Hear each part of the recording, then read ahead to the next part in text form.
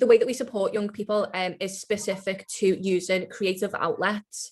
So whether that be zine making, book creation, publishing, activism campaigns, any way that people want to be creative, we use that creativity to navigate complex experiences.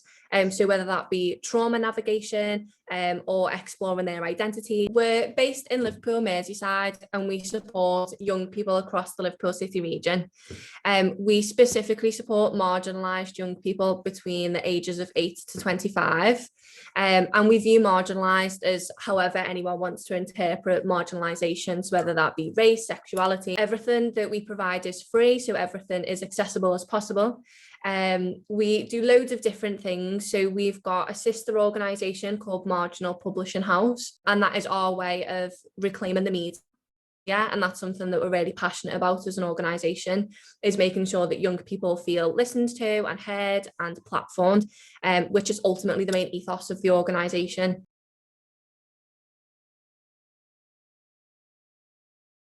Campaign at the minute called Listen Up. And that is specifically looking at change making within policy reformation. So looking at how we can change policy around youth involvement within the COVID-19 recovery plan. So that whole campaign is around getting young people involved in change making politically. But on a completely different stance from that, we do work away from policy change. So we try to change the way that young people view themselves and the world around them. Because often being a marginalised person means that you often take on the stereotypes or identities that people give you rather than forming them yourself. So we have a programme called Safe Spaces, where we do workshops on like healing your inner child, reclaiming spaces to feel safe, looking at what safety is.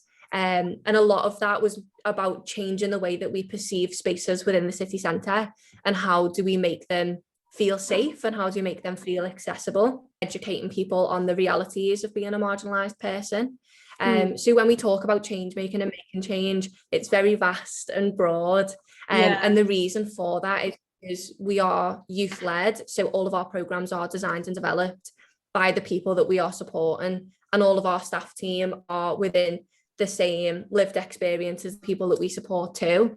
Again, another point of change making is changing the publishing platform. So with our publishing house, we are changing the way that publishing works. So we're making sure that people don't have to pay to get their work published, and that we pay them to publish their work instead. We only